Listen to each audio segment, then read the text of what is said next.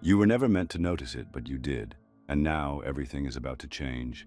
For most people, 11:11 is just another moment on the clock, a blink in time, a passing glance. But for you, it's been louder than that, louder than coincidence, like a whisper that keeps returning, a number that keeps showing up, on receipts, in timestamps, on license plates, at moments that feel strangely timed. And the truth is, once you notice it, you can't unsee it. You start questioning why it appears right when it does, why it seems to follow you like a shadow, like something is trying to get your attention. The world around you shrugs it off. They'll say it's just random, a trick of your brain. But deep down, you already know better. Something about it feels intentional, almost designed. And if that's true, then the question isn't what 11:11 is. The real question is, why you? From the moment you were born, you were taught to ignore signs, to dismiss intuition, to prioritize logic over feeling, proof over perception. You were raised to believe that meaning is something external, something handed to you by experts, teachers, institutions, and systems. That if something couldn't be measured, monetized, or verified, it wasn't real. And so when signs like 11:11 started showing up, your first instinct wasn't wonder, it was doubt. You second-guessed yourself. You laughed it off. You told yourself it's just a coincidence. But the universe doesn't speak in paragraphs. It speaks in symbols, rhythms, and repetition. And for those who are paying attention, it doesn't whisper, it roars. The repetition of 11:11 isn't a glitch in your perception. It's a glitch in the matrix you were taught to trust. A crack in the surface of the simulation.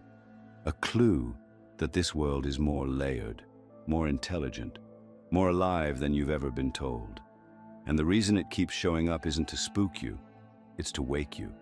Because despite everything the system drilled into you, despite the decades of programming, somewhere inside, a part of you still remembers, still senses, still feels the pulse of something greater. Think back to childhood, that instinct you had that there was more, that gut feeling when something didn't feel right, the moments of déjà vu, of unexplainable timing, of small coincidences that felt too perfect to be random. That wasn't your imagination, it was the raw, unfiltered awareness you were born with, before it was silenced, before it was called nonsense, before they convinced you that mystery had no place in a grown-up world. And this is why 11:11 feels different, because it bypasses all the noise. It slips through the cracks of your conditioning and lands where it matters most, in the part of you that remembers what you forgot. That remembers you're not just flesh and bone walking through a mechanical world. You're part of something vast, intelligent, and interconnected. And the appearance of 11:11 isn't an accident, it's a message, a breadcrumb, a pullback to yourself. This is where most people stop. They notice it, they feel something, but then they shake it off, go back to sleep. But not you, because you're still here, you're still listening. And if you've made it this far, you deserve to know this goes deeper than we can safely say here. Some of what we've uncovered is too sensitive for this platform. Join Insights Academy, our free newsletter, using the link below to receive deeper insights and a free copy of the Kybalion for a limited time only. The truth is, 11:11 isn't just a number, it's a doorway, and you're already standing in front of it. But the doorway doesn't open unless you lean in, unless you're willing to ask the harder question, why now? Why me? What is this trying to show me? Because once you start asking the right questions, the answers begin to appear in places you'd never expect. A stranger's comment, a line in a book, a moment of stillness. The universe is relentless when it's trying to wake you. It will send the same message again and again until you finally answer the call. And the moment you do, something in your life begins to shift. Not dramatically at first, but unmistakably. You start noticing patterns, connections, threads. What once felt random now feels deliberate. Your life begins to move with rhythm. But make no mistake, awakening is not comfortable. Seeing the truth for what it is never is. Because once you understand that reality is speaking to you, you can't pretend you're just drifting anymore. You realize you're a participant. a co-creator. You can't hide behind randomness or fate. You're being invited urgently to remember who you are and why you're here. Long before clocks, before screens, before society decided what was real and what wasn't, there were numbers. Not just as tools for counting or measuring, but as living symbols, ancient codes.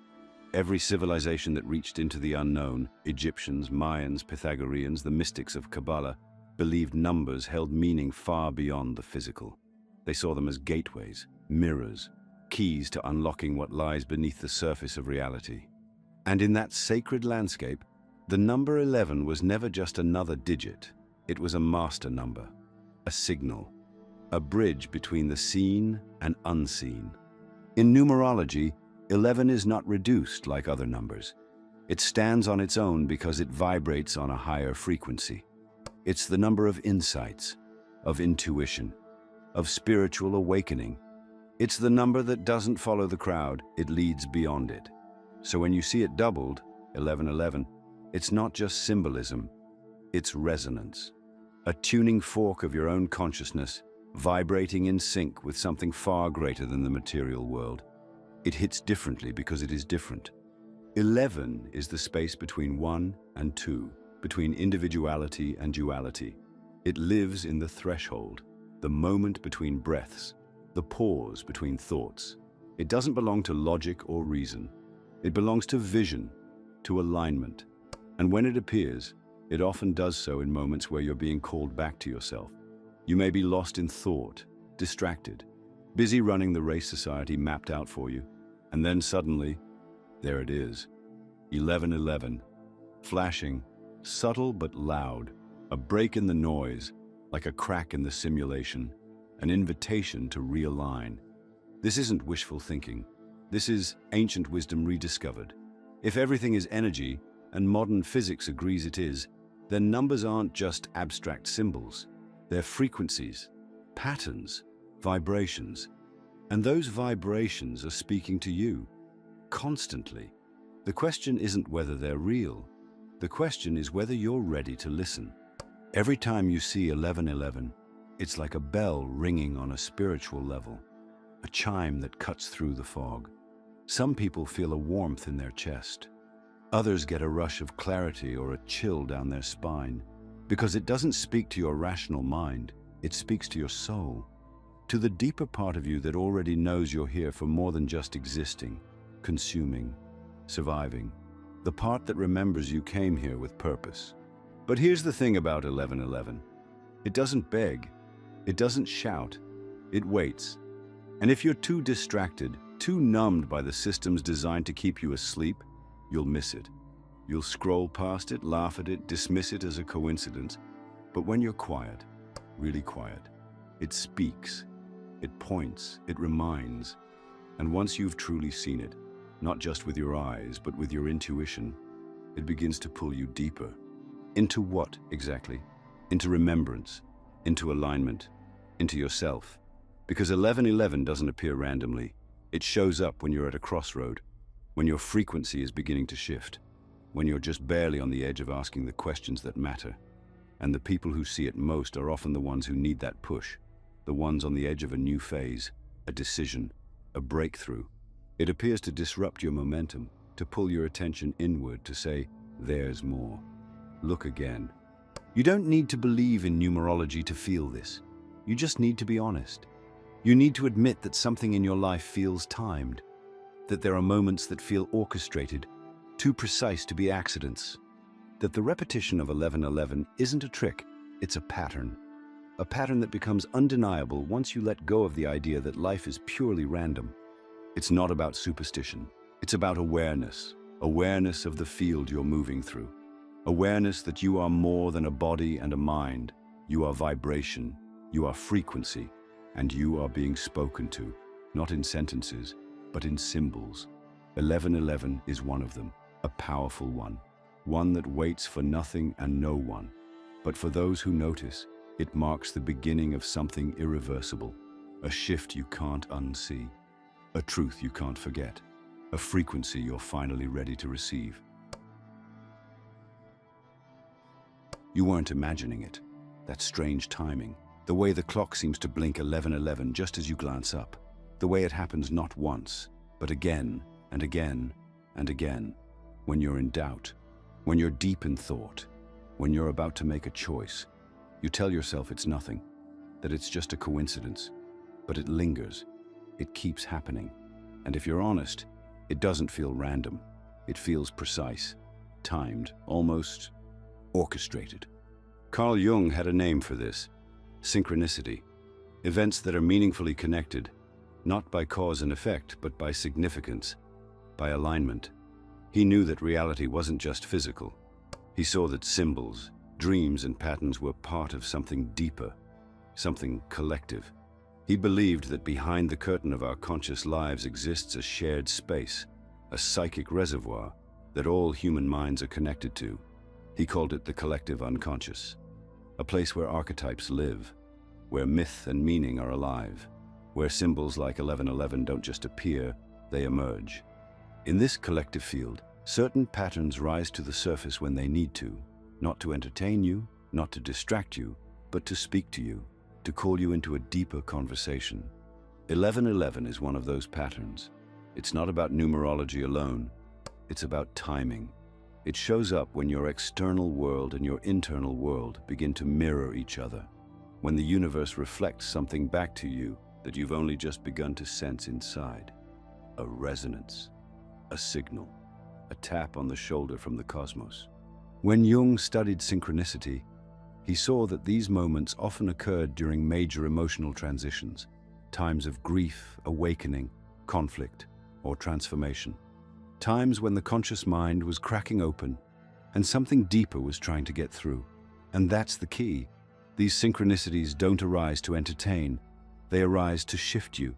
They are disruptions, glitches, pivots. And 11:11 is perhaps the most universal one of them all. It's not just you. People around the world report seeing it, across languages, cultures, belief systems. People who have never studied numerology, who don't know each other, who aren't looking for it. It's as if something is synchronizing with us collectively, a mass alignment. And if that's true, then what is it aligning us to? There's a theory that 11:11 is a wake-up code from your higher self, that the part of you that exists beyond this life, beyond this body, beyond this mind, is nudging you to remember, to pay attention, that every time you see it, your higher self is saying, you're on the edge of something, don't miss it. It's not forcing, it's inviting. It doesn't beg, it reminds. You might think it's small, just a number, but think about how many people ignore their own instincts every day. How many signs go unnoticed? How many moments we're too distracted to feel? Seeing 11:11 means you're not one of them. It means your perception is tuning to a new frequency, one that doesn't need logic to understand the truth, one that knows when something feels right, even if it can't be explained. And that matters, because every time you notice 11:11, you're stepping into alignment, not just with a number, but with yourself. Synchronicity is the language of alignment. It's how the unseen speaks. And you're not crazy for noticing. You're paying attention.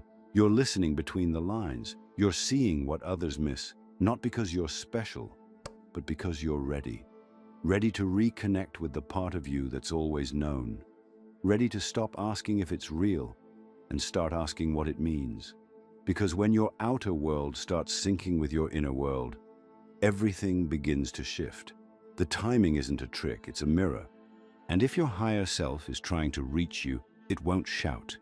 It'll echo through moments, numbers, symbols, people, dreams. And the more you acknowledge it, the more it responds. The more you lean in, the more it reveals. That's the thing about synchronicity. It doesn't need belief, it needs attention. The moment you give it that, the conversation begins. There's a moment when you see 11:11 for what feels like the 100th time, where the question shifts. It's no longer, why does this keep happening?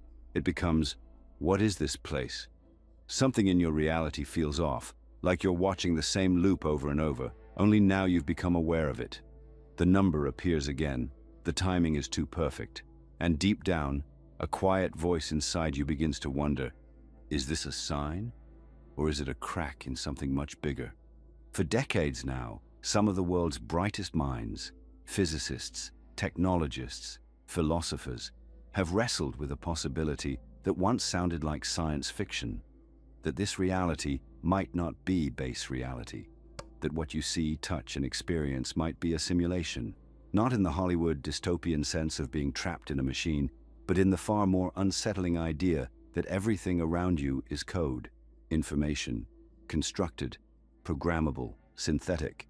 And if that's true, if the world you're moving through is in some way artificial, designed, and governed by hidden rules, then what does it mean when something breaks pattern?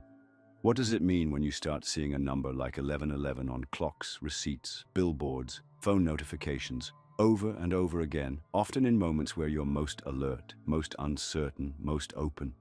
Maybe it's not just a spiritual signal. Maybe it's a glitch, a tear in the veil, a moment where the system that keeps everything running makes a mistake, or more accurately, where you step out of autopilot long enough to notice something the system would rather you ignore. Because that's what simulations are designed to do. Keep your attention locked on the script. Keep you looping. Keep you distracted by surface-level tasks so you never think to ask, who wrote the code? 1111 appears like an anomaly.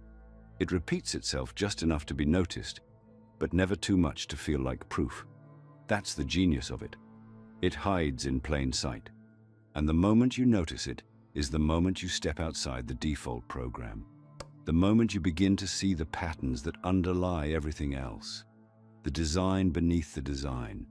Maybe that's why it feels so eerie, even when it's beautiful. Because part of you can feel it, the tension between the life you've been told to live and the reality you're waking up to. A reality that isn't solid, isn't fixed, isn't entirely real. And in that space, that moment of in-between, 1111 shows up like a breadcrumb. Not to scare you, not to trick you, but to test if you're awake. Because waking up inside a simulation isn't loud, it's subtle. It starts with pattern recognition, with noticing things that don't quite add up, with asking questions no one around you seems to be asking. And once you notice the code, once you start seeing 1111 not as coincidence but as a flag, a marker, a glitch, you can't go back. The illusion loses some of its hold. But here's the paradox. Just because the simulation might not be base reality doesn't mean it's meaningless. In fact, it might be the opposite. It might be more meaningful than you were ever allowed to believe. Because if it's all code, then it's all malleable. If this world is constructed, then you're not just a participant, you're a potential architect. And maybe 1111 isn't just a glitch in the code. Maybe it's an invitation to write your own. There's something undeniably personal about the timing of it. It doesn't show up when you're asleep. It shows up when you're on the edge, when something's shifting inside you, when you're close to realizing a truth that doesn't fit within the safe confines of your programming. And in that moment, the number flashes, not to control you, but to offer you something rare in a simulated world. A choice. To stay on the track, or to step off it, to keep following the script, or to become the author. The system won't stop you. That's not how it works. It will just distract you, numb you, flood your attention with noise until you forget that you ever saw the pattern in the first place. But if you remember, if you keep noticing, it changes something. The simulation loses its grip, and for the first time, you start seeing the framework, not just the story. There's a reason why certain ideas keep resurfacing across science, mysticism, and philosophy, because they're too persistent to ignore. One of those ideas is that consciousness doesn't just live in your brain, that your awareness, your thoughts, your intuition, your ability to sense meaning exists beyond the boundaries of your body, that your mind is not confined to flesh and neurons, but connected to something bigger, something infinite, something non-local. This is where quantum physics begins to collide with spiritual truth, because quantum theory doesn't follow the rules of the world you're used to. It operates in a realm where particles can be entangled across vast distances, where observation changes outcomes, where reality is not fixed but fluid, dependent on the one who's watching. In that space, the line between mind and matter becomes blurry, and suddenly, questions that used to belong only to monks and mystics start showing up in labs. What does that have to do with 1111? Everything. Because if consciousness is non-local, if your awareness is part of a greater field, an interconnected web of information, then numbers, patterns, and synchronicities might not be coming from your mind. They might be meeting your mind, arising in the shared field between the observer and the observed, a kind of quantum handshake between you and the intelligence that surrounds you. 1111 may be part of that field, a signature of awareness, a nod from the universe, or from your higher self, that you're in sync with something deeper. It's the moment the algorithm of your life aligns with the energy of truth, and the result is a flash of pattern recognition. That's why it feels so visceral, even though it's just 4 digits. Because it isn't about the digits, it's about what they reflect. Your state, your frequency, your consciousness at that exact moment in time. You felt it, that strange clarity. The way time slows for a second when you see it. The way your mind suddenly sharpens, as if something just clicked into place. That's not a coincidence. That's coherence. That's the resonance. And the more in tune you are, the more you see it, not just 1111, but other patterns too. Repeating numbers, familiar names, perfect timing. These aren't bugs in the system. They're signals. They're how the field communicates. The mind wants to explain everything in cause and effect. But the field doesn't work that way. The field works through connection, through vibration, through frequency. It doesn't ask you to understand it. It asks you to feel it. And when you do, your perception begins to stretch. You stop seeing the world as a series of isolated events and start seeing it as a living, breathing organism, one that's aware of you, one that responds to you. And that's when things really begin to shift, because you realize that you're not just drifting through a dead, empty universe. You're in dialogue with it. Every thought you think, every emotion you carry, every intention you set, it ripples into the field. It leaves an imprint. And when the field echoes back, when it reflects your energy in the form of synchronicity, of patterns, of numbers like 1111, it's not just magic, it's feedback. This understanding flips everything. It means you're not small, you're not separate, you're not just reacting to life, you're shaping it. You're entangled with it. Your consciousness has weight, it has an impact. And when you align with the frequency of awareness, you start receiving messages that were always there, but invisible until now. That's what 1111 really is. It's not about superstition. It's about signal. It's about tuning in. You're picking up on a channel that most people are too distracted to hear. A channel that broadcasts not in words, but in symbols. Not in instructions, but in invitations. Every time you see it, you're being reminded, you're connected, you're seen. You're not alone in the universe. You are the universe, becoming aware of itself. There are moments in life that don't feel like moments at all.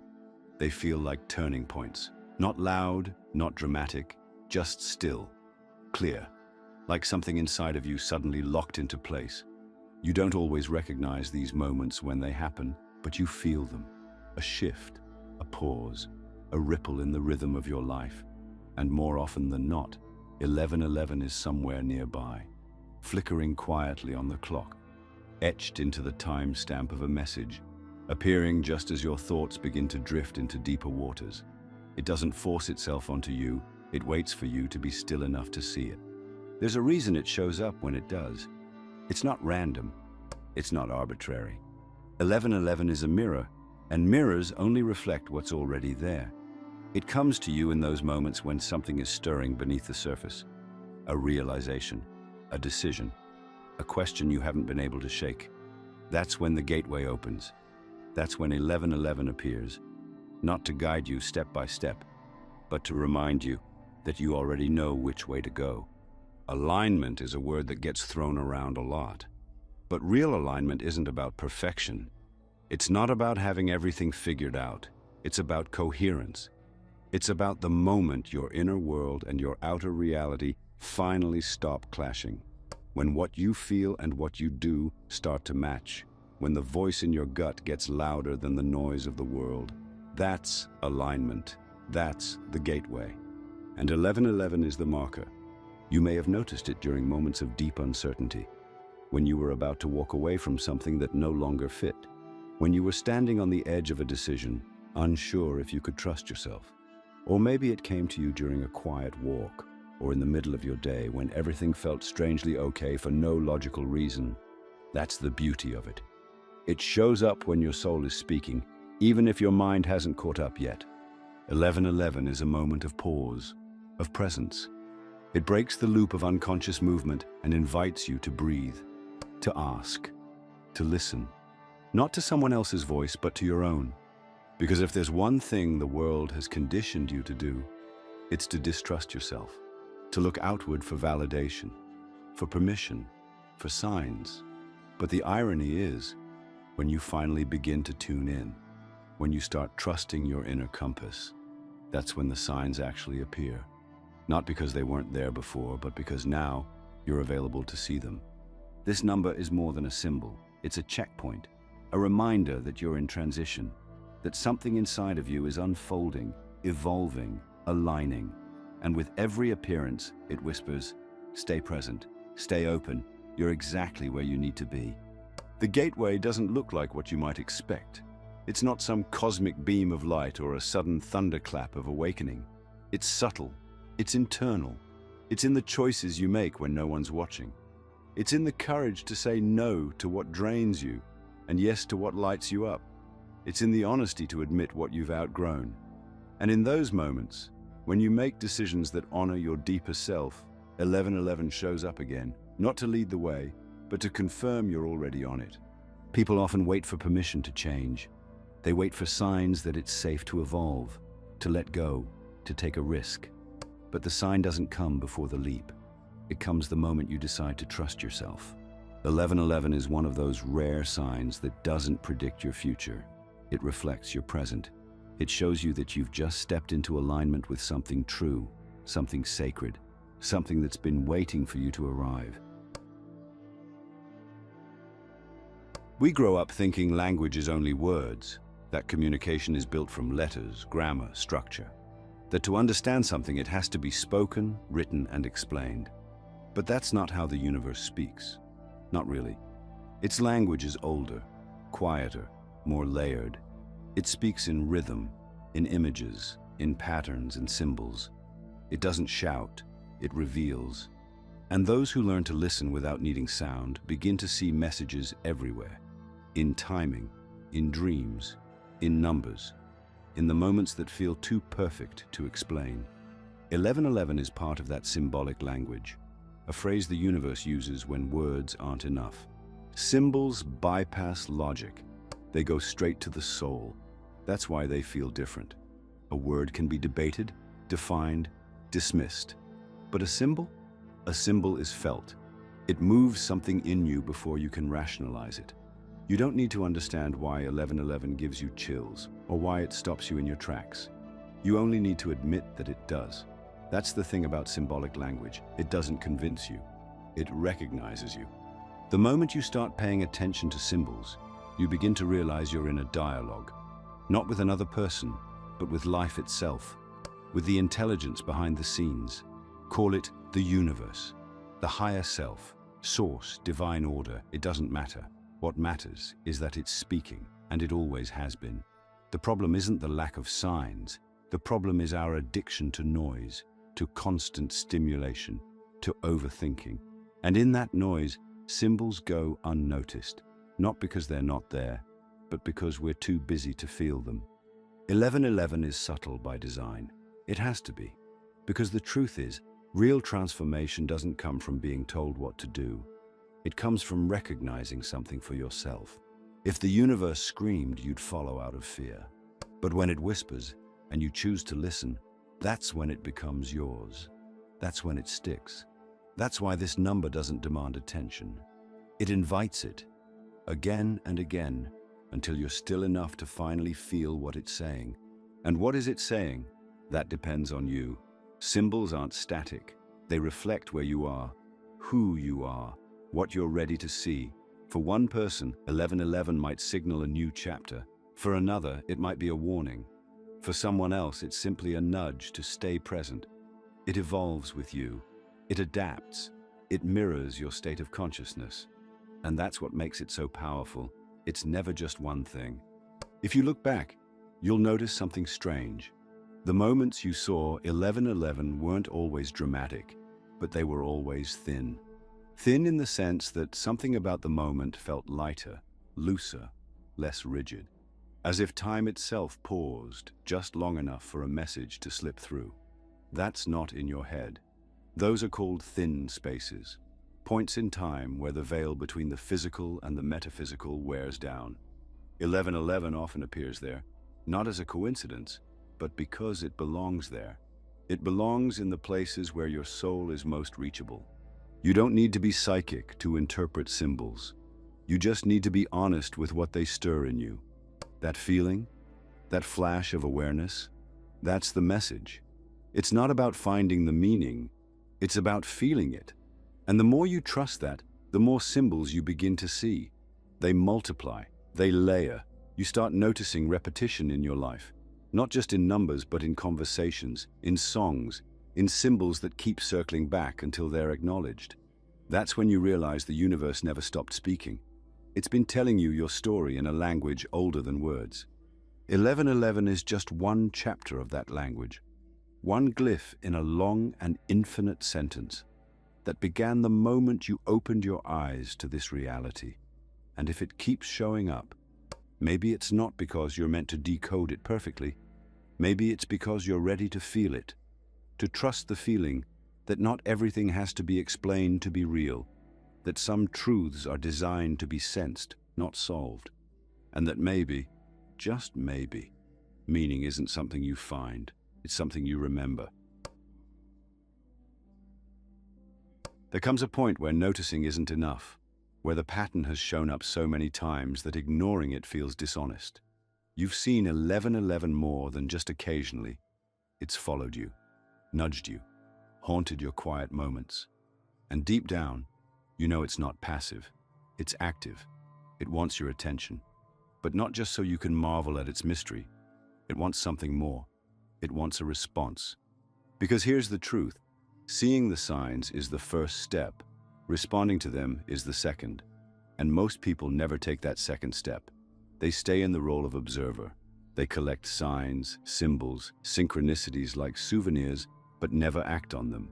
They get the message, but don't send one back. And so the conversation ends before it really begins.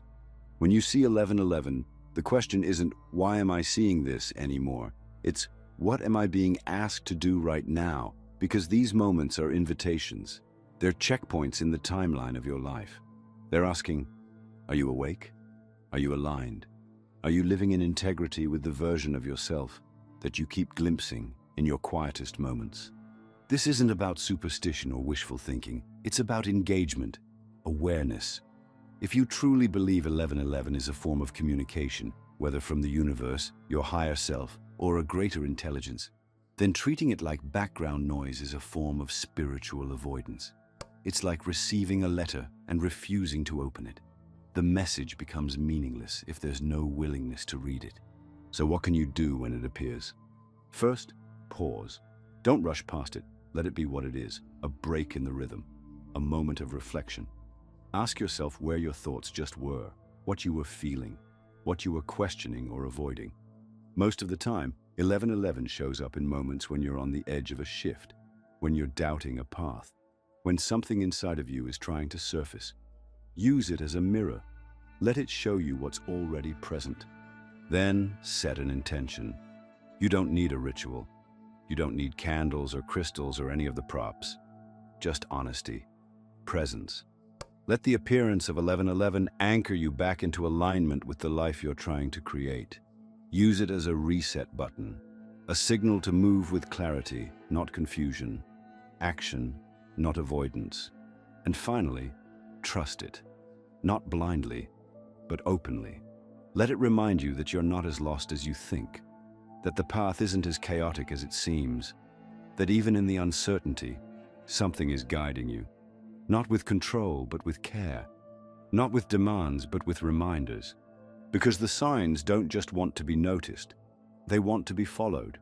And once you begin treating 1111 as the doorway it is, you'll start to feel the current shift around you. The decisions you make begin to align with a deeper sense of self. The people you meet feel more intentional. The things you once tolerated begin to fall away. Your life starts bending toward the truth you've always felt but couldn't name. That's what happens when you stop being a passive observer and start becoming an active participant. The universe responds. The field engages. And suddenly, the signs multiply. Not just because you're more aware, but because you're finally playing your part in the conversation. But don't wait for the signs to become louder. They don't need to be. Their power isn't in their volume, it's in their precision. And 1111 has been precise with you. It's chosen its moments. It's appeared when you needed it. And now it's your turn to answer. Not with fear, not with hesitation, but with presence, with intention, with that quiet but radical decision to stop waiting for permission to be who you already know you are. That's the real invitation. Not just to notice, not just to believe, but to act. It's easy to think awakening is some grand, distant event, a lightning bolt, a breaking open, a moment that shifts everything all at once. But the truth is, awakening rarely announces itself like that. It doesn't come with fireworks. It doesn't wait for you to be ready. It starts quietly, subtly, in flickers, in patterns, in the gentle repetition of numbers that most people ignore. It begins the moment you notice something you were never meant to see, and instead of brushing it off, you decide to follow the thread. That's what 1111 really is. It's not the destination. It's the start of a path, a breadcrumb, a signal that something in you is activating, something ancient, something deeply personal. And once it begins, it can't be undone. You can try to forget, to bury it in busyness, to drown it out with noise. But it doesn't leave. It waits. Because this isn't about fear. It's about timing. It's about remembering. And once you start remembering, you begin to see it everywhere. Not just in numbers, but in moments, in people, in choices, in the way your life starts arranging itself around who you're becoming. Awakening is the shift from reaction to awareness. It's when you stop asking, "What's happening to me?" and start asking, "What am I waking up to?" It's when you begin to realize that every struggle, every delay, every so-called coincidence was part of the pattern, that nothing has been random, not really. The signs were always there. You just weren't in a space to see them, until now. And that's what 1111 has been trying to show you. Not just that the universe is alive and speaking, but that you've always been a part of that conversation, even when you felt disconnected, even when everything felt meaningless. Even in the silence, the language of the universe was still moving, waiting, aligning. You've been seen the whole time. So where do you go from here? You live with your eyes open. You stay curious. You learn to trust the subtle moments, the quiet nudges, the inner knowing that doesn't need to be justified. You begin to make choices from alignment, not obligation. You stop outsourcing your purpose. You begin walking through your life like it matters, because it does. You begin treating your intuition like intelligence, because it is.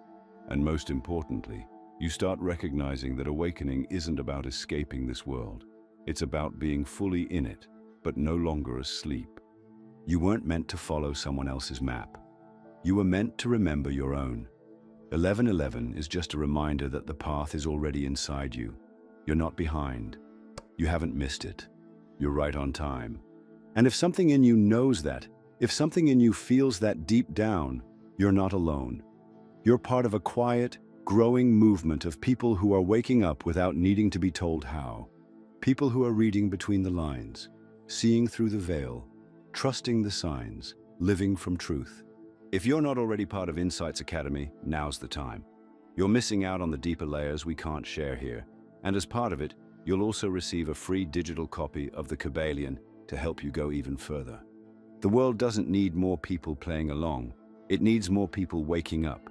It needs more people like you, people who notice, who feel, who trust. Because once you wake up, you don't go back to sleep. Not really. You carry that awareness with you into every choice, every moment, every breath. And one by one, you become the sign someone else is waiting for. The mirror, the light, the reminder that they too are part of something bigger. If this video resonated with you, let us know by commenting, "I understood it."